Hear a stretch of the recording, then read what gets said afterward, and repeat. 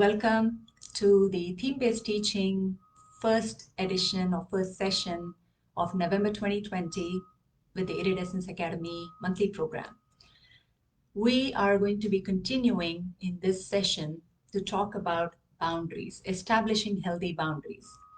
Last session, we talked about what are the signs of not having healthy boundaries? What is the need for having boundaries? And why is it difficult for us to establish, any sort of boundaries? And what are the universal laws that are in play when we are establishing boundaries in our relationships?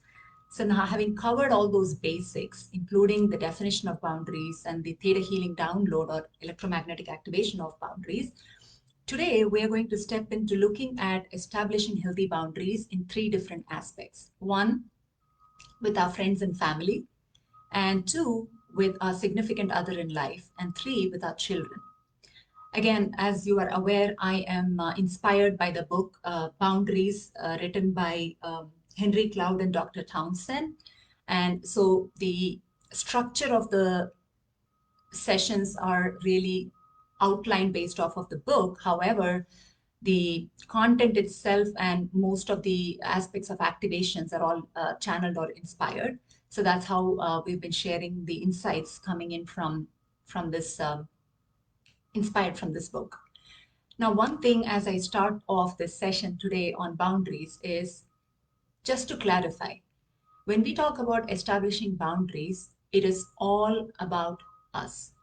As in each individual, each of us deciding that we are going to be establishing what is healthy for us, what we deem as boundaries for ourselves. The part we want to be absolutely clear and make it more internal is that we are not asking anybody else to do anything.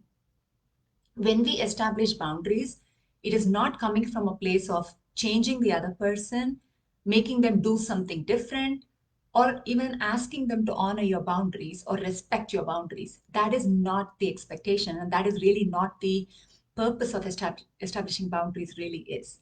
When we talk about establishing boundaries, it is about us telling ourselves and thereby communicating and conveying to others what you will accept, what you will do, and what you will not accept and what you will not do. So it's all about you. So it's very important for us to completely internalize that aspect, that this is not about going around telling other people that don't behave this way, this is my boundary, don't behave this way, or you need to change, this is my boundary. That's really not the intention. That then becomes, imposing, controlling, and nobody likes that. And nobody will even bother honoring that.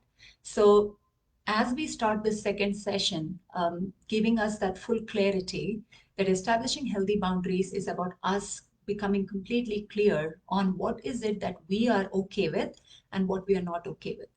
And being very clear about that is going to help us make choices or establish certain behaviors in such a manner that becomes clear. Now, let me see if I can give an example of of a scenario, life scenario, that can probably help understand what this means. Let's say you have let's say in your home, in your family, one of the members of the family is always late when it comes to going to any place as a family or leaving together as a family, and one of them is always late getting ready.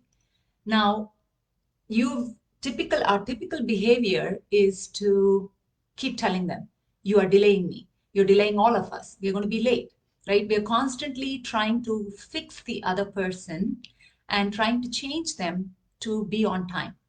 Now, when we start to understand that we have not established healthy boundaries, our behavior starts to change. What is acceptable to me? If I were to take that perspective in the scenario, I'm going to tell myself,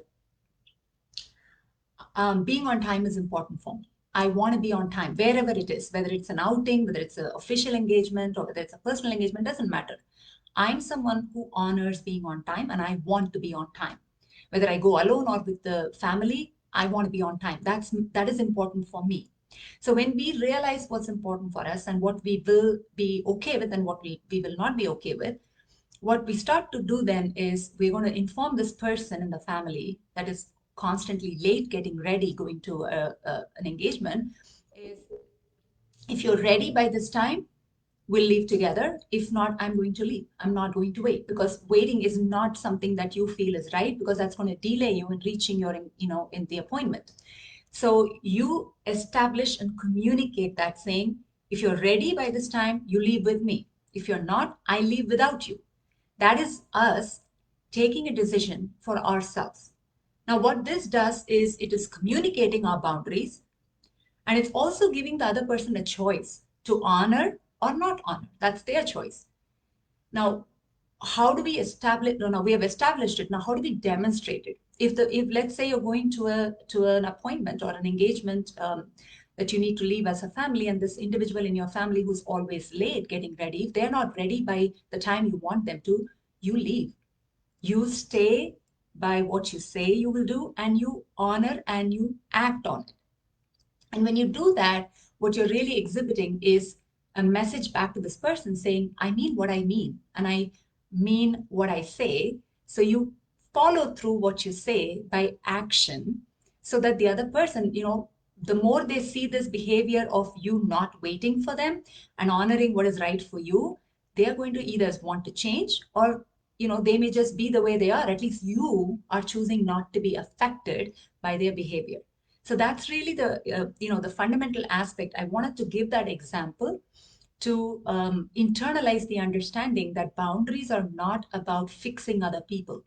Boundaries are not about changing other people. Boundaries are about honoring our own self and making sure that other people's behaviors, actions are not driving us crazy.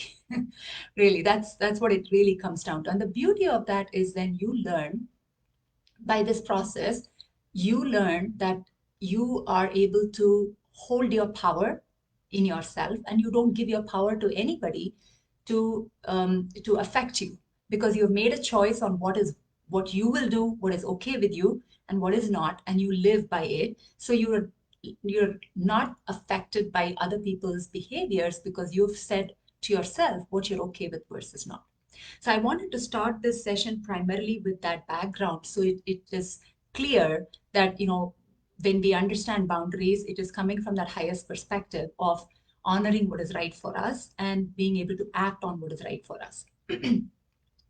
So having given that, clarity coming from the last session into this session, we're now going to go into the first segment of the topic itself, which is about friends and family.